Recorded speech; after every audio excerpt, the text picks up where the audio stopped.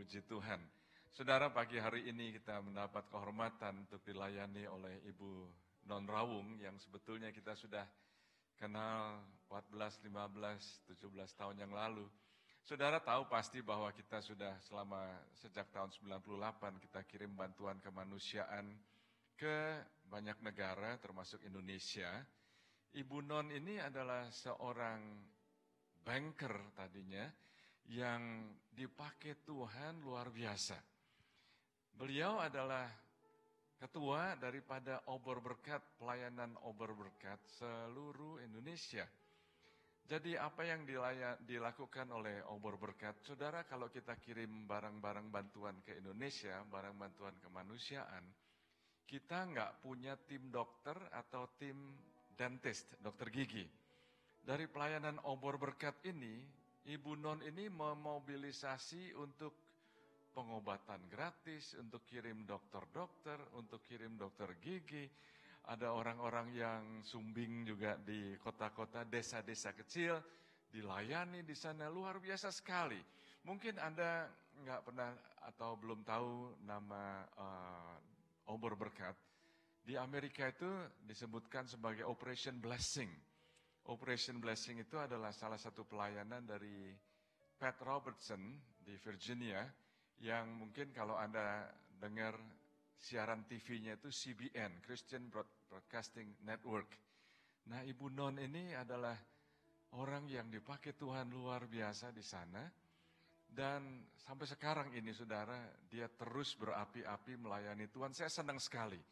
Tahu nggak, saudara, bahwa di Indonesia ada banyak wanita-wanita, ibu-ibu, para businesswoman yang dipakai Tuhan luar biasa.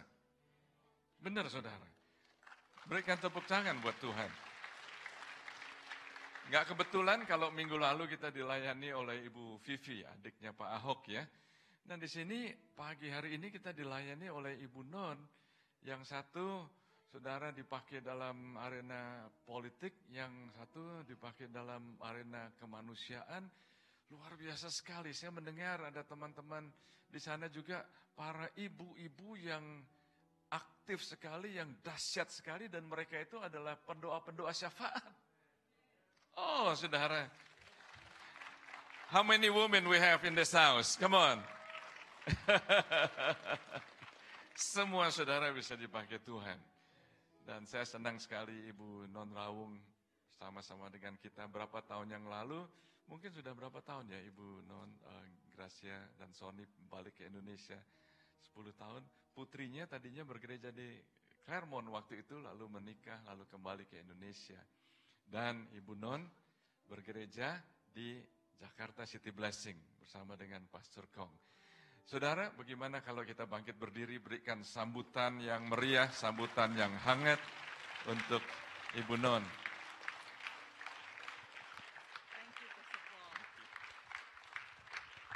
Terima kasih, silakan duduk kembali. Penghormatan yang sangat luar biasa yang diberikan kepada saya. Saya mau katakan bahwa dipakai Tuhan bukan sesuatu yang mustahil. Usia saya 69 tahun. Tahun depan saya 70 tahun. Bekerja untuk Tuhan itu, kata orang Ambon, selalu manise. Sebab itu saya minta yang boleh mempersiapkan firman Tuhan dari Yohanes 5 ayat 1 sampai 8 supaya jemaat bisa membaca bersama saya. Sebelumnya mari kita berdoa. Tuhan, ada saat kami ingin mendengar suara Tuhan. Kami duduk Tuhan. Ketika kami datang dari sepanjang minggu kami bekerja, dan saat ini kami ingin duduk mendengar Tuhan bicara kepada kami. Izinkan kami mendengar suara Tuhan. Izinkan kami mengenal hati Tuhan. Izinkan kami merasakan apa yang Tuhan rasakan. Khususnya buat mereka-mereka yang terhilang. Bicara kepada kami Tuhan. Sebab kami semua siap mendengarnya. Di dalam nama Tuhan Yesus. Amin. Kita sudah membaca, sudah siap. Yohanes 5 ayat 1 sampai 8. Sesudah itu ada hari raya orang Yahudi dan Yesus berangkat ke Yerusalem. Di Yerusalem dekat pintu gerbang domba ada sebuah kolam yang dalam bahasa Ibrani disebut Bethesda, ada 5 serambinya. Dan di serambi-serambi itu berbaring sejumlah besar orang sakit, orang-orang buta, orang-orang timpang, dan orang-orang lumpuh yang menantikan goncangan air kolam itu. Sebab sewaktu-waktu turun malaikat Tuhan ke kolam itu dan menggoncangkan air itu. Barang siapa yang terdahulu masuk ke dalamnya sesudah goncangan air itu menjadi sembuh apapun juga penyakitnya. Di situ ada seorang yang sudah 38 tahun lamanya sakit. Ketika Yesus melihat orang itu berbaring di situ karena ia tahu bahwa ia telah lama dalam keadaan itu, berkatalah ia kepadanya, "Maukah engkau sembuh?" Jawab orang sakit itu kepadanya, "Tuhan, tidak ada orang yang menurunkan aku ke dalam kolam itu apabila airnya mulai goncang. Dan sementara aku menuju ke kolam itu, orang lain sudah turun mendahului aku." Kata Yesus kepadanya, "Bangunlah, angkat tilammu dan berjalanlah." Demikianlah firman Tuhan. Kami mengucap syukur, berterima kasih untuk Pastor Paul, untuk kehormatan saya boleh berada di tempat ini dan sharing mengenai apa yang kami lakukan dan apa yang saya alami dalam hidup saya. Saya tidak mengatakan bahwa latar belakang saya terlalu luar biasa. Saya orang yang biasa-biasa aja. Saya seorang nenek yang berdiri di sini, seorang oma, grandma, yang mendapat kehormatan untuk melayani Tuhan. Tidak ada hal yang istimewa. Karena Tuhan itu sudah begitu istimewa. Tuhan itu ajaib, jadi dia tidak perlu memakai kita untuk jadi ajaib. Tapi karena kita menjadi ajaib, karena kita punya Tuhan yang ajaib. Kita luar biasa, bukan karena kita lahir sebagai luar biasa, tapi ketika kita lahir di dalam kerajaan Allah, di dalam Tuhan kita lahir kembali, kita menjadi luar biasa. Indonesia mengalami begitu banyak hal yang menggoncangkan. Ada beberapa negara yang membuat travel warning sehingga orang menjadi khawatir untuk datang ke Indonesia. Hal yang pertama saudara temui di Indonesia, Pastor Paul belum lama kembali, adalah kemacetan. Kemacetan itu sangat luar biasa. Saya berkantor di Cikarang. Dari Jakarta ke Cikarang, kalau saya harus ikut chapel jam 8 pagi, paling terlambat jam 6 saya sudah harus tinggalkan rumah saya. Dan I'm lucky kalau saya tiba di sana jam 8. Kadang-kadang staf di kantor saya di CBN dan Operation Blessing ada 300. Kalau saya datang terlambat dan saya mesti duduk di depan, mereka bilang, "Here comes Queen Elizabeth." Aduh, malunya ini. Tapi apa boleh buat, itu Jakarta. Selain macet, di mana-mana hari-hari ada demonstrasi, macam-macam, protes dan lain-lain. Ada begitu banyak berita di multimedia yang menggoncangkan.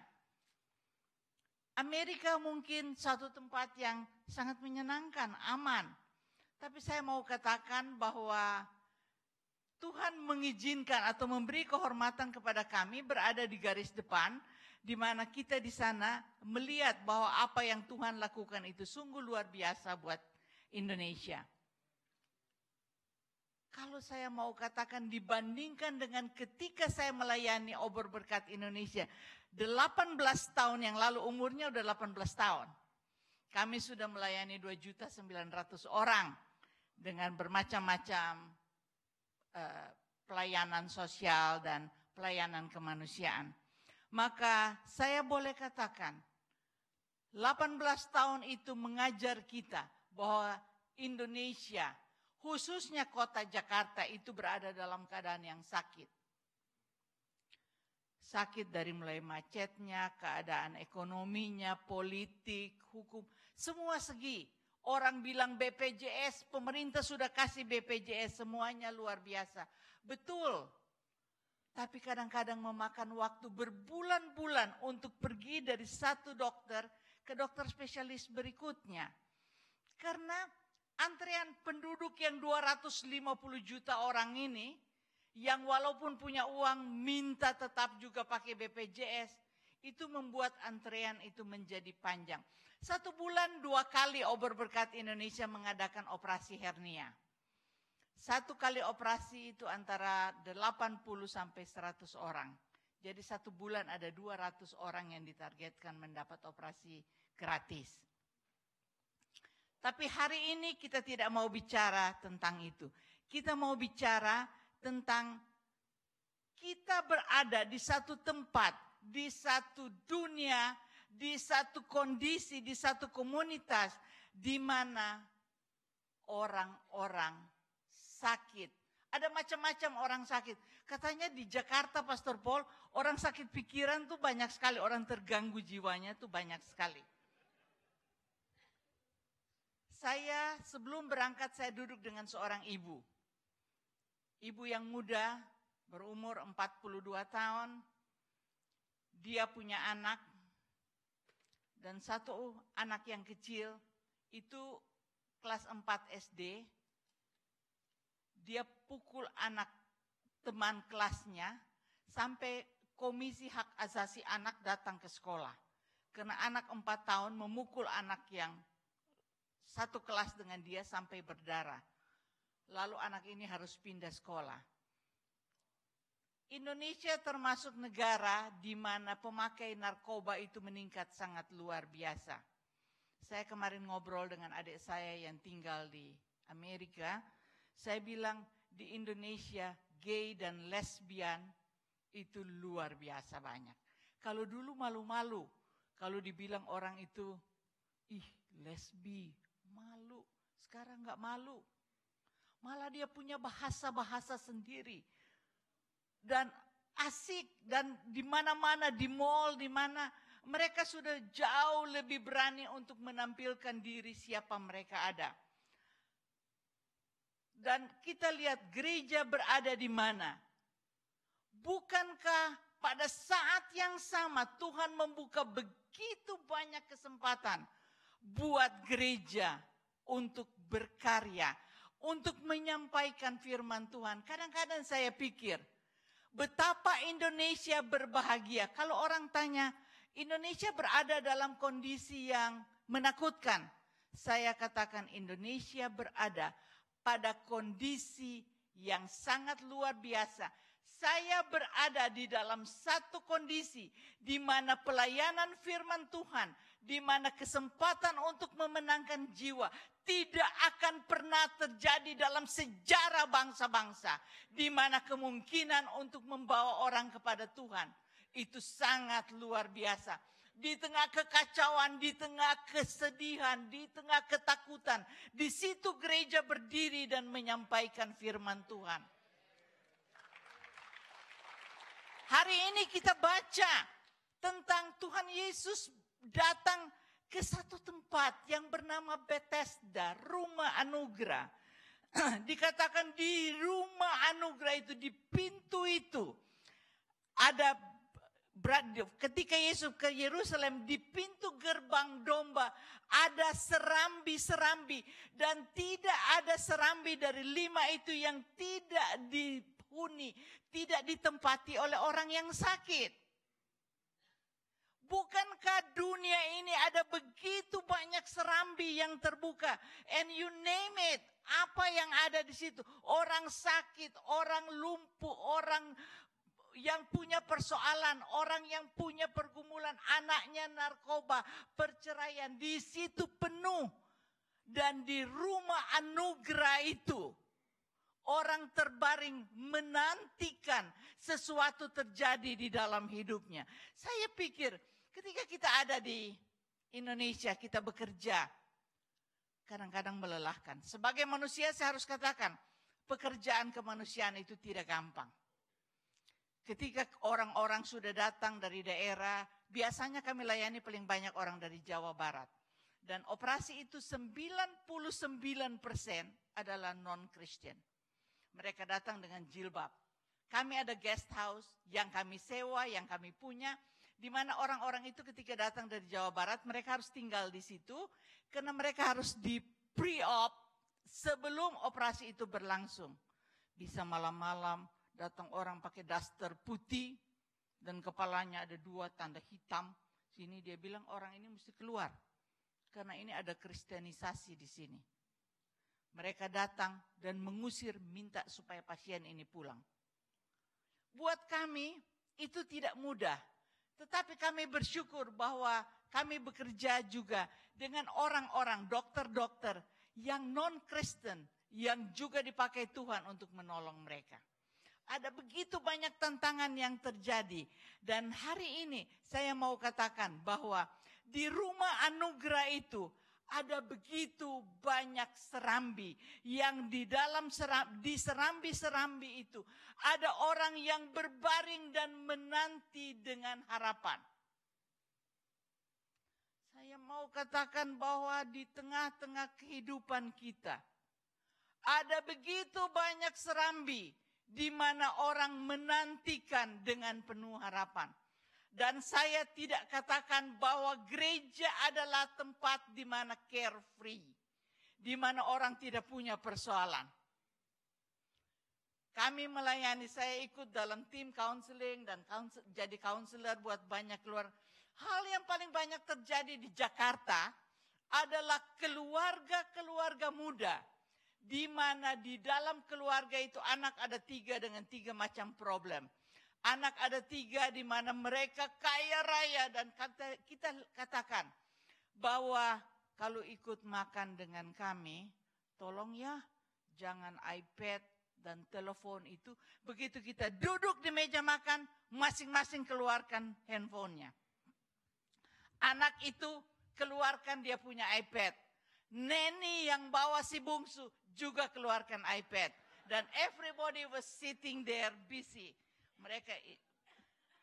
Saya katakan, saya juga bergaul dan bekerja dengan orang Jepang. Yang menarik adalah bahwa kalau kita rapat dengan orang Jepang, tidak ada satu pun membawa handphone atau taruh handphone di sampingnya. Tidak, semua bawa catatan. Negara yang begitu maju loh, bawa catatan. Kalau orang Indonesia begitu dia duduk, pertama dia keluarkan adalah handphonenya. Karena dia rekam meetingnya, dia males nyatatnya. Supaya nggak salah nyatatnya. Apalagi susah ya kalau meeting pakai bahasa Inggris. Pulang rumah tadi dia ngomong apa nih orang ya. Jadi kita lebih baik kita rekam. Nah, orang Jepang tidak seperti itu. Apa dia ngerti atau tidak ngerti, dia pokoknya harus catat. Tidak ada orang bawa telepon. Hidup adalah hidup di mana penuh dengan serambi-serambi orang sakit. Orang yang menantikan, ada 5 pintu gerbang. Dan di situ terbaring semua orang yang menanti dengan harapan. Hal yang kedua, di dalam Yohanes 5 ayat 4 dikatakan sebab sewaktu-waktu, kalau Anda pakai garis bawah pada kata sewaktu-waktu, artinya tidak setiap saat. Dunia ini menawarkan pertolongan kepada saudara, tidak setiap saat. Kami memberikan pertolongan, ada klinik yang gratis. Tapi kalau datang nih ibu, minggu ini dia, besok dia terus, ini ibu mau langganan banget gitu ya. Lalu tanya, Bu, ibu kenapa gak pergi ke puskesmas? Males jauh. Firman Tuhan katakan, di tempat itu, di Bethesda itu, sewaktu-waktu, artinya tidak ada yang pasti di situ. Artinya di situ maybe yes, maybe no. Kalau malaikat datang, dia goncang airnya. Sewaktu-waktu, jadi tidak ada jaminan bahwa setiap saat orang bisa terjun ke situ dan mendapat kesembuhan. Di sini dikatakan di serambi itu, di rumah anugerah itu pun tidak ada jaminan. Sebab jaminan untuk kesembuhan hanya datang dari Tuhan yang katakan, aku menyertai engkau sampai pada kesudahan alam. Tuhan tidak sewaktu-waktu kalau dia senang, saudara kasih perpuluhan banyak, saudara envelope-nya banyak, tulis cek yang banyak, Tuhan senang. Tuhan tidak tertarik dengan itu. Hari ini Tuhan tertarik dengan kita. Di rumah anugerah di mana orang itu terbaring, dia menantikan sewaktu-waktu kalau malaikat turun. Saya tidak tahu bagaimana Tuhan mengatur jadwal malaikat atau komandan malaikat mengatur jadwalnya. Hari ini kamu yang turun. 3 tahun lagi si itu yang turun. Tidak. Saya sendiri tidak tahu. Tapi firman Tuhan katakan sewaktu-waktu, tidak ada janji bahwa itu setiap kali bisa terjadi. Itu di situ cuma ada kemungkinan ya tunggu aja. No harm waiting. Gak ada salahnya, tunggu aja. Kali aja ini kamu berhasil. Mungkin aja kali ini, if you are lucky enough, kamu yang akan terjun duluan. Berbeda sekali, bandingkan dengan apa yang Tuhan katakan kepada murid-muridnya. Aku menyertai engkau senantiasa. Tuhan tidak bilang ada musim hujan, ada musim panas di mana saya akan ikut. Kalau udara cerah, tidak, Tuhan katakan, apakah kamu di lembah atau kamu di gunung? Di situ aku ada. Saya tertarik sekali, saya suka lagu-lagu tua karena ya maklumlah orang tua suka lagunya tua. Bill Guider, saya paling suka lagu dari dia nyanyi. God in the mountain. God in the valley is also God in the mountain. Tuhan yang ada di lembah itu adalah juga Tuhan yang ada di atas gunung. Dan kadang-kadang Tuhan di dalam lembah itu berbicara jauh lebih bisa kita dengar daripada ketika kita berada di gunung. Di tempat itu terbaring orang-orang yang menantikan bahwa sewaktu-waktu tidak ada kepastian bahwa dia akan sembuh. Tidak ada janji apa-apa yang diberikan baik oleh ahli-ahli agama, ahli-ahli Taurat dan orang Farisi. Tidak ada. Ketika Yesus masuk ke tempat itu, ketika Yesus masuk dia bertemu dengan ada orang yang terbaring 38 tahun. Artinya Tuhan tahu bahwa ada panjang perjalanan dalam penderitaan ini. Ada penyakit, ada penderitaan, ada pergumulan yang begitu panjang yang belum terjawab. Di mana orang itu sedang menantikan kalau sewaktu-waktu in a good day mungkin dia bisa tertolong. Yang sangat menarik adalah coba kita bayangkan 38 tahun, ketika saya bayangkan 38 tahun. Bagaimana ya waktu dia datang ke situ? Saya yakin orang ini datang diusung oleh keluarganya. Bawa ke situ lalu bilang, Pak, Uncle, Auntie, Daddy atau siapapun boleh panggil Om. Tunggu ya, sewaktu-waktu malaikat turun, mungkin Om akan sembuh. Dia taruh di situ. Pasti waktu dia datang dia punya semangat yang luar biasa. Bajunya, jubahnya masih bagus dia bawa ke situ. 38 tahun dia menanti. Pagi, siang, sore, malam. Pagi, siang, sore, malam. 38 tahun bajunya menjadi lapuk. Tempat tidurnya sudah, aduh kita tidak bisa bayangkan. Dan di situ dia menanti. Saya bisa bayangkan kemana 38 tahun dia berbaring situ. Toiletnya di mana ya? Dia baring di situ. Apakah ada tempat? Apakah cuma di sekitar kolam itu dipakai sebagai toilet? Bisa bayangkan baunya kayak apa? Tahun-tahun pertama masih banyak yang besuk. Itu biasa ya kalau orang masuk rumah sakit. Tahun-tahun pertama, the first week, banyak sekali yang besuk kirim kembang. Kemudian pelan-pelan mesti berkurang. Saya katakan kalau saya berdoa, Tuhan, kalau seandainya Tuhan memanggil saya seperti suami saya ya, pagi kita masih sarapan, saya pergi ke kantor, saya singgah dulu di rumah sakit karena saya kurang enak badan. Saya keluar dari kamar dokter, ditelepon, saya diminta pulang oleh pembantu saya pulang di rumah. Suami saya sudah terbaring dan sudah pulang ke tempat bersama dengan Tuhan Yesus. Saya bilang, jangan sampai ya kita masuk ICU. Yang pertama kita minta pendeta datang untuk berdoa supaya kesembuhan. Minggu kedua masih terus. Bayangkan kalau 38 tahun. kita akan panggil pendeta dan bilang supaya berdoa supaya Tuhan panggil dia cepat-cepat. Doa pun ada sesinya, dari sesi kesembuhan sampai sesi penyerahan. 38 tahun, what would you expect 38 tahun? Dari baring pertama udah baunya, udah macam-macam, campur aduk baju kotor, baju bersih, keluarga mungkin udah jarang datang. Saya bayangkan dia punya anak atau kalau dia punya cucu, cucunya nggak kenal siapa grandpa-nya. Terbaring di situ 38 tahun. Cucunya mungkin sudah daftar di university. 38 tahun dia baring di situ. Apa yang diharapkan? Kalau saya beberapa teman, saya tahu, saya pernah pergi ke Singapura harus besuk orang yang dia udah di ICU nggak sadar sudah 3-4 tahun. Dari mulai berdoa supaya dia sembuh, terjadi mujizat sampai keluarga bilang, kalau Tuhan memanggil dia pulang ke surga, itu juga mujizat terbesar. Saudara lihat, mujizat bisa banyak versinya juga loh.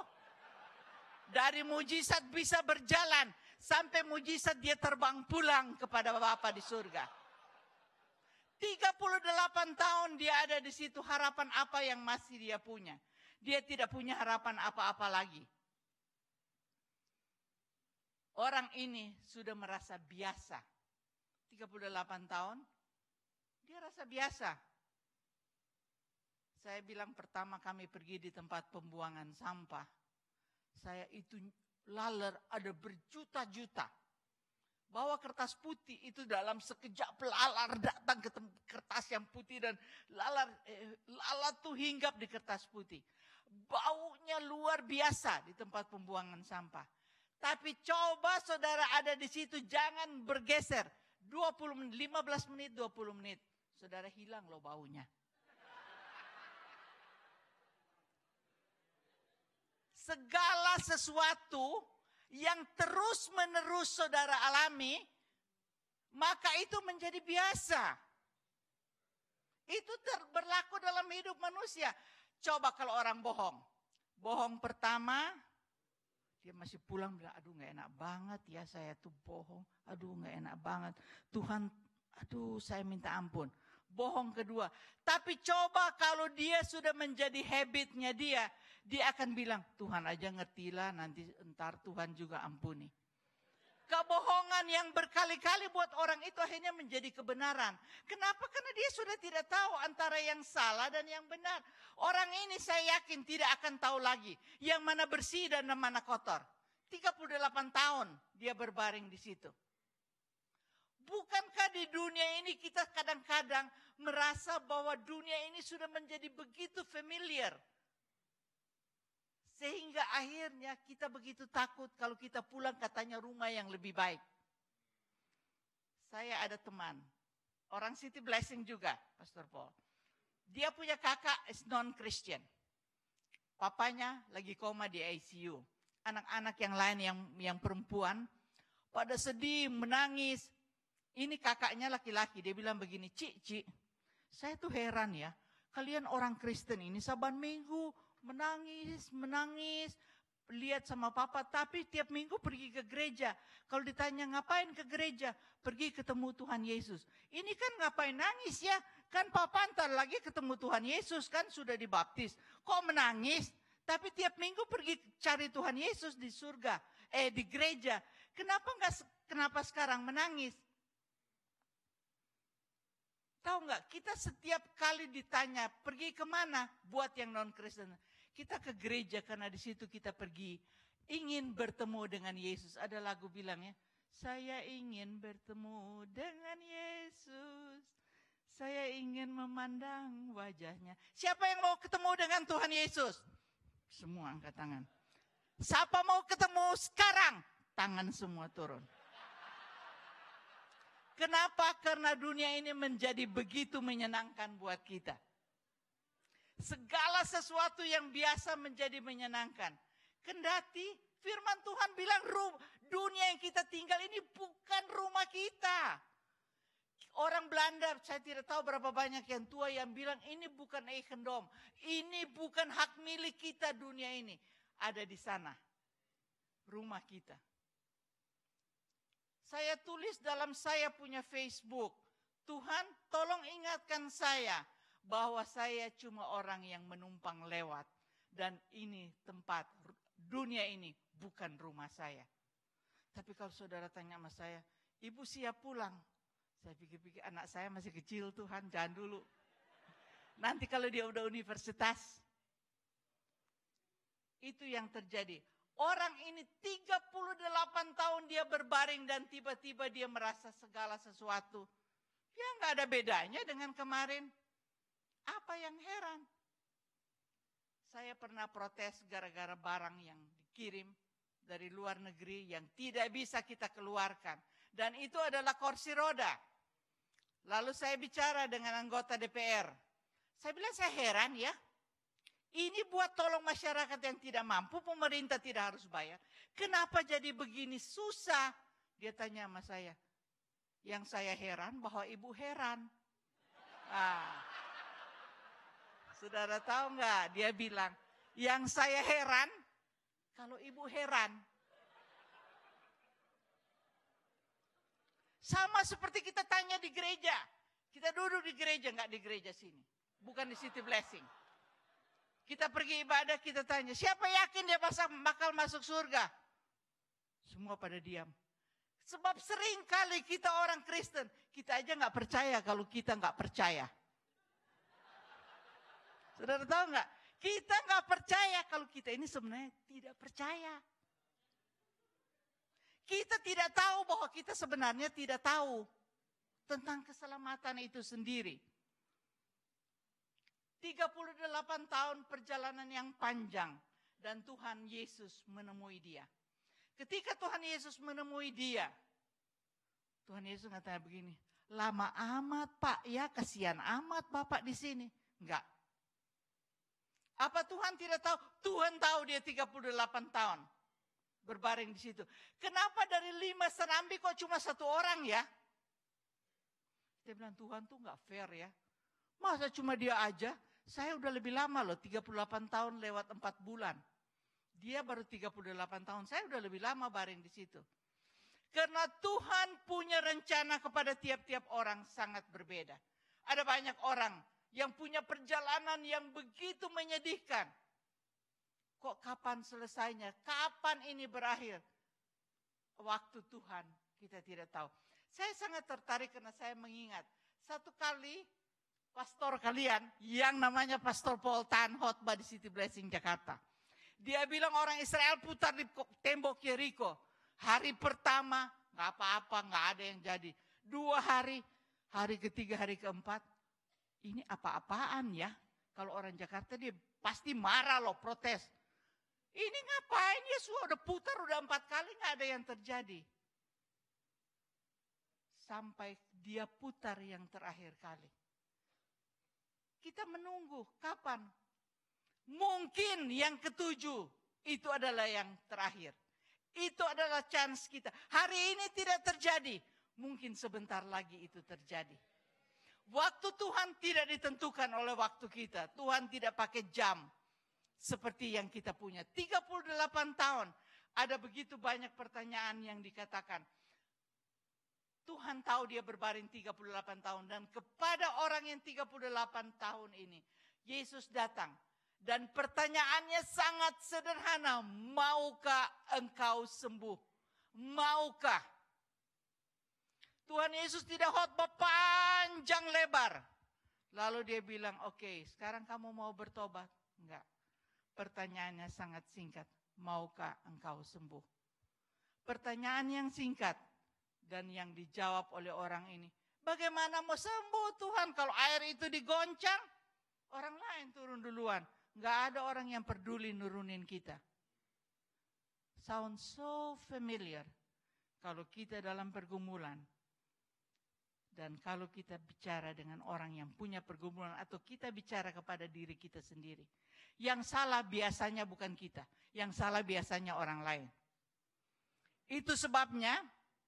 Jadi pastor gak enak loh pastor. Kalau jemaat punya pergumulan dan tidak terselesaikan, yang dia salahin apa? Pastornya kurang beriman, doa dia. Dia bilang, pastor gua salah sih. Dia nggak beriman, makanya gue pergi ke gereja situ. Sekali dia tumpang tangan, gue pulang rumah gue nggak sembuh juga.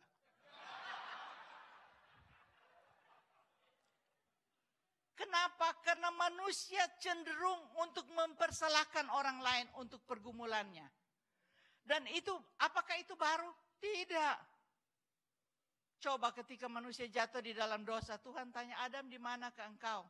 Saya bersembunyi kan karena saya telanjang. Siapa yang bilang kamu telanjang?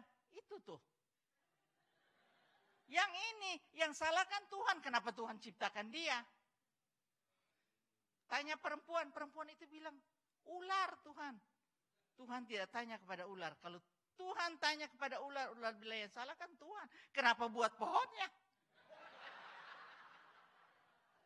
Semua ada alasan. Kita mau, tapi kenapa tidak terjadi? Karena kita bilang orang lain yang salah. Persoalannya bukan karena Tuhan tidak bisa menyembuhkan kita. Bukan karena hari ini mujizat berhenti terjadi. Persoalannya adalah karena kita tidak siap untuk mengatakan, Tuhan ini saya. Berapa banyak orang pergi ke gereja, dia datang dengan bersedih hati. Dia datang dengan pergumulan yang banyak dan dia pulang dengan pergumulan yang sama. Dalam rapat pengerja di gereja, saya katakan begini. Saya minta, saya berharap dan saya berdoa. Para singer, worship leader, para usher, greeter, mereka harus sadar bahwa orang yang datang ke gereja dengan berpakaian rapi dan bagus. Saudara nggak tahu hatinya loh. Ada macam-macam orang datang. Ada teman saya bilang begini, gue suka loh kalau pergi ke gereja lo. Kenapa? Nyanyinya gue suka, ada band gembira sekali. Kedua, nggak ada pakai kantong persembahan. Kalau kantong persembahan itu dijalanin nggak kasih kan malu dilihat tetangga toh. Taruh di depan, suka-suka, saya suka kasih boleh, nggak kasih juga nggak apa-apa. Pulang itu masih dapat snack lagi. Ih, gua senang sekali katanya kalau ke gereja lo. Dia bilang begitu sama saya.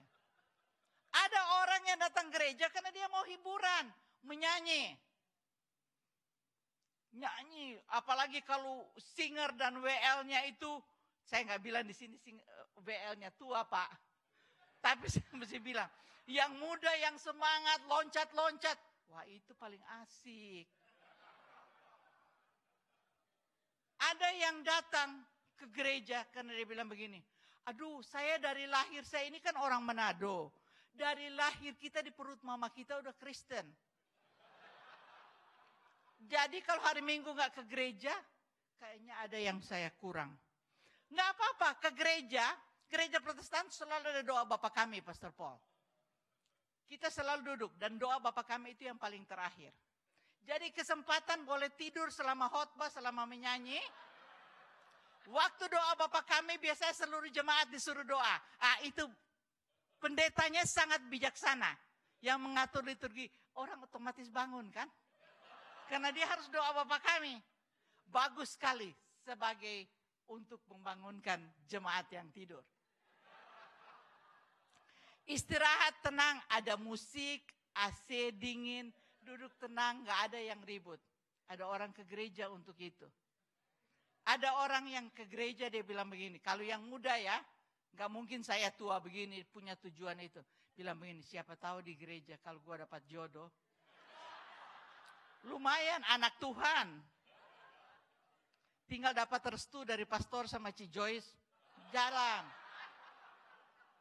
Siapa tahu di gereja, udah terang-terang kita gak usah pergi bilang, syarat pertama takut Tuhan. Udah ketemunya di gereja, takut Tuhan pasti. Jadi motifnya itu macam-macam. Orang datang ke gereja, saya mau katakan orang datang ke rumah anugerah, dia juga punya macam-macam alasan. For so many reason, orang mau bangun pagi dan datang ke gereja. Tapi ada orang yang datang ke gereja, dia katakan, saya datang dengan miskin, buta, dan telanjang. And I need Jesus. Ada orang yang datang ke gereja. Karena itu menggembirakan. Karena itu memberi jawaban. Siapa tahu dia dapat jodoh. Siapa tahu dia bisa tidur nyenyak. Siapa tahu snacknya hari ini enak dan jangan ambil 2 ya. Sebab nanti yang belakangan tidak dapat kebagian. Apalagi kalau dia tamu duduk di depan. Keluar paling belakang sampai di sebelah. Snacknya habis. No, you better be careful. Tidak ada kantong for to go. Ingat baik-baik, ada orang yang datang, begitu dia masuk di pintu itu. Dia bilang, Tuhan, aku datang, aku buta, aku miskin, aku bertelanjang. And this is my time. I want to meet you, God. Di tempat ini saya mau bertemu dengan Tuhan karena saya lumpuh. Tuhan, ketika tidak ada manusia yang peduli kepada saya. This is my time. Dan tidak ada waktu lain yang lebih baik daripada waktu saya datang ke rumah Tuhan. Dan mengatakan, Tuhan, I need you more than anything. Kita yang duduk di sini semua boleh tertawa dan bilang, Pastor Kong, kalau 4 tahun lagi, ibu itu kalau dia belum terlalu tua, undang lagi. Kita bisa ketawa lagi. Moga-moga kalau 4 tahun lagi saya datang ke Amerika, diundang lagi ke sini. Pada waktu itu umur saya 73 tahun.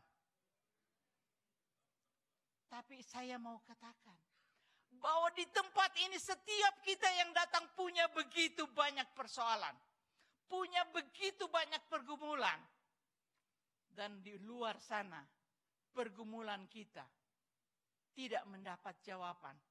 Siapa yang bilang bahwa di antara kita yang ada di sini, bukan orang yang 38 tahun ada di rumah anugerah, dan dia tidak mengalami anugerah apa-apa. Saudara datang ke gereja kosong dan saudara pulang kosong. Sama seperti orang ini, 38 tahun dia berbaring. Dan tidak ada sesuatu yang terjadi sama dia. Karena dia sedang menantikan bahwa sewaktu-waktu, hanya kalau kebetulan, hanya kalau ada kemungkinan, hanya kalau ada kesempatan. Dan 38 tahun itu ketika Yesus bertemu dengan dia, dia katakan, aku adalah Allah Alfa dan Omega.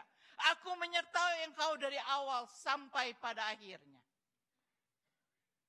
Dan itu sebabnya, hari itu pertanyaan Yesus kepadanya, maukah engkau sembuh? Tuhan tidak tanya kenapa sakitnya, udah berapa lama ke Indonesia, apa udah pergi ke Mount Elizabeth di Singapura atau mana. Tidak, Tuhan tidak tanya itu. Dia tidak terkesan dengan apa keterangan dan reason yang kita mau kasih. Tuhan merasa bahwa itu tidak penting. Yang penting dia melihat jauh ke dalam hati saya. Dia melihat jauh ke dalam hati kita. Bahwa kita sedang menantikan. Kita tidak lebih dari orang yang lumpuh itu. 38 tahun. Di rumah anugerah dan tidak ada kesembuhan terjadi. Saudara sudah melihat berapa banyak goncangan air. Orang ini sudah melihat ada orang yang sembuh. Karena air bergoncang dan orang itu masuk. Ada berapa banyak orang yang masuk dan keluar sembuh. Tetapi nothing happened to him. Tidak ada yang terjadi dengan dia. Karena dia sedang menantikan ada sebuah kuasa yang lain. Ada malaikat yang datang menggoncangkan air itu. Tapi hari ini saya mau tanyakan kepada diri saya sendiri. Berapa lama saya terbaring di kolam Bethesda? Berapa lama saya berada di rumah anugerah dalam keadaan lumpuh? Di mana tidak seorang pun tahu. Tidak seorang pun pernah lihat apa yang menjadi pergumulan saya. Tapi Tuhan tahu 38 tahun saya keluar dan masuk di rumah anugerah. Jangan saudara pikir orang yang berdiri di mimbar ini, orang yang berdiri dan menyampaikan firman, dia tidak punya pergumulan. Dia sama dengan kita. Itu sebabnya saya bilang, jangan gampang-gampang protes pastor, kritik istrinya. Kamu kira cuma kamu yang punya pergumulan. Dia juga punya pergumulan. Kita bisa mengkritik pengerja gereja. Kita bisa mengkritik orang lain karena kita tidak pernah berdoa untuk dia. Kalau Anda berdoa untuk dia, Anda pasti menaruh perhatian. Anda pasti percaya bahwa Tuhan sedang melakukan perkara besar lewat hidupnya kepada saya. Hari ini kita ada di tempat ini. Saya mau menyampaikan kepada saudara, 38 tahun kita berbaring. Siapapun kita, Anda pikir saya tidak punya pergumulan? Wow. Kadang-kadang saya mengambil waktu tengah malam dan saya email kepada Tuhan. I did an email. Saya menulis di dalam iPad saya sebuah percakapan dengan Tuhan. Karena saya bilang, Tuhan, sepertinya saya nggak bisa meneruskan ini. Dan anehnya, setelah beberapa hari setelah saya baca, semua pembicaraan saya itu seolah-olah ada jawabannya yang saya jawab lagi. Seolah-olah ada percakapan, tapi it's only one-sided yang saya bisa baca, yaitu yang saya tulis. Tapi saya refer kembali pada sesuatu dan saya jawab lagi seolah-olah ada percakapan yang terjadi. Jangan pikir orang yang pelayanan itu tidak punya pergumulan. Yes, they do. Mereka sama seperti kita. Apa yang saudara bisa buat? Apa yang jemaat bisa buat? Apa yang kita bisa buat? Ambil waktu. Saya kira kalau cuma 5 menit kependekannya. Berdoa untuk gembala saudara. Saya nggak bilang begitu karena Pastor Paul ada di sini. Saya mengambil waktu untuk berdoa untuk pimpinan saya. Kita bekerja, itu luar biasa. Di pekerjaan kami, pelayanan kemanusiaan, itu kita cuma berharap dari apa yang orang kasih. Kalau orang berhenti memberi, berarti kita tidak ada kegiatan.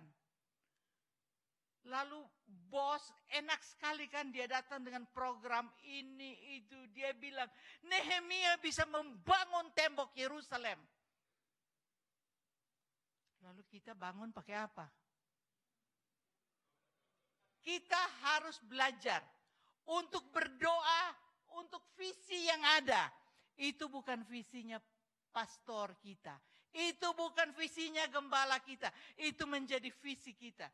Kita peduli amat untuk Indonesia ya, ngapain ya, berdoa untuk bangsa itu sedang menantikan bahwa satu hari soon Tuhan akan menggoncangkan Indonesia dan membangkitkan bangsa ini untuk menjadi bangsa yang memuliakan Tuhan. Hari ini saya bersyukur bahwa kita ada di tempat ini, di rumah anugerah. Saya tidak bilang saudara angkat tangan yang punya pergumulan. Tapi saya tahu dan saya yakin sekali sama seperti saya. Kita masing-masing punya tantangan dan pergumulan. Yang banyak sekali tidak terjawab. Kita tersenyum kepada teman kita dan bilang Tuhan memberkati. Lalu kita pulang, apakah saya juga enggak? You tahu kalau di Indonesia orang bersin, sneeze, itu orang semua biasa. Kalau di sini, di Eropa orang bilang God bless you. Di Jerman orang bilang Gesundheit. Kalau saya di kantor, saya bilang God bless me. Enggak ada orang yang bilang God bless you. Saya bilang God bless me. Ada banyak kita di mana kita tidak tahu apa yang menjadi pergumulan tetangga di samping kita. Orang yang duduk di samping kita. Suami ataupun istri di samping kita. Tapi yang kita tahu bahwa hari ini Tuhan katakan, maukah engkau sembuh? Tidak mengenai apa persoalan saudara. Karena dia sanggup untuk memberi jawaban. Dia sanggup untuk melakukan segala perkara untuk saudara. Hari ini kita semua ada di rumah anugerah. Dan jangan ada seorang pun dari kita yang pulang dan katakan bahwa dia masih tetap lumpuh. Hari ini, buat sebuah komitmen. Pertanyaan Tuhan sederhana sekali. Maukah engkau sembuh? Itu bukan persoalan bisa atau tidak bisa, tapi persoalan mau atau tidak mau. Kalau saudara mau keluar dari pintu itu, keluar sebagai orang yang sudah dipulihkan. Sebagai orang yang sudah disembuhkan. Ada lagu lama katakan, mari singer kita minta untuk ke depan. Lagu lama yang mengatakan, there is no secret what God can do. Saya bilang kadang-kadang saya bicara dengan singer di gereja, kenapa ya kalian jarang nyanyi lagu itu? Atau belum pernah saya dengar. Apa mungkin karena there is no more secret? There is no secret what God can do. Tidak ada rahasia dari apa yang Tuhan bisa. Tidak ada hal yang Tuhan tidak bisa lakukan buat kita. Dan hari ini, Dia mau datangi kepada saudara satu demi satu. Untuk menanyakan, maukah kamu sembuh? Pertanyaannya bukan di saya, bukan pada gembala saudara, tapi pada saudara sendiri. Keadaan apa yang membuat saudara datang ke tempat ini? Apa kita datang karena ruang ini ber-AC, enak, nyaman, musiknya menyenangkan? Ataukah kita datang di sini, kita katakan, Tuhan, aku datang, aku miskin, buta, dan telanjang. Saya tidak bisa merahasiakan apa-apa kepada Tuhan. Hari ini Tuhan, di rumah anugerah ini, saya tahu saya akan pulang dan saya akan sehat, berjalan dengan gembira. Apakah kita tahu lagu dari Oke. Silakan aku memuji hari ini biar kita mau katakan, then sing my soul, my Savior God to thee.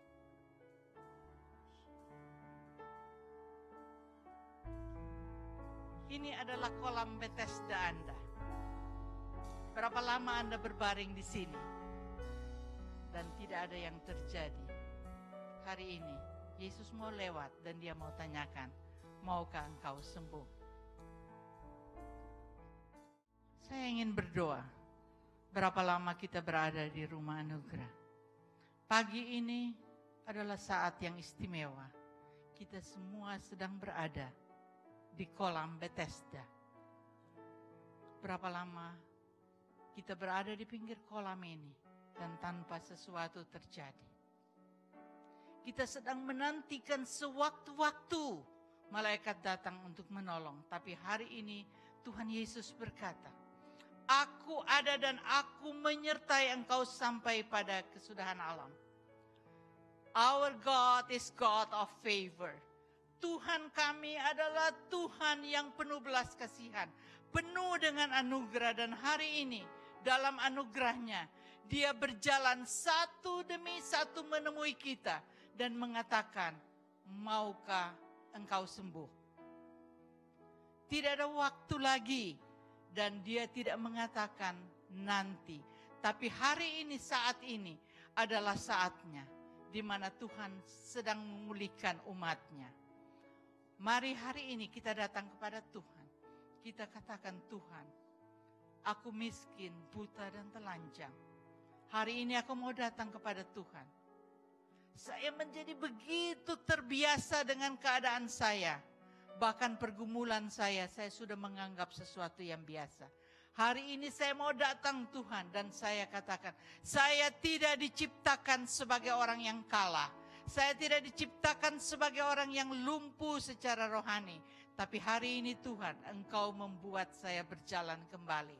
Supaya saya bisa membawa orang lain untuk datang kepada Tuhan. Makasih Tuhan. Hamba-Mu berdoa untuk setiap saudara di tempat ini. Tuhan, ini adalah waktunya. Ini adalah saatnya. Kami sedang berbaring di samping kolam Bethesda. Mari Tuhan, dengar jawaban kami. Kami mau untuk sembuh. Katakan Tuhan supaya kami mengangkat tilam kami. Dan kami mau berjalan pulang. Kami mau meloncat dan kami mau bersorak-sorak karena Engkau ajaib. Terima kasih Tuhan. Ini adalah waktu kami. Waktu kami bersama dengan Tuhan. Terima kasih Bapa. Di dalam nama Tuhan Yesus. Kita semua yang percaya katakan, amin.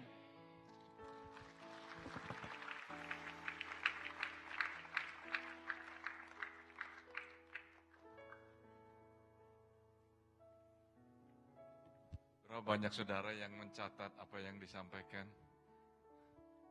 Saya nanya nih, berapa banyak saudara yang catat?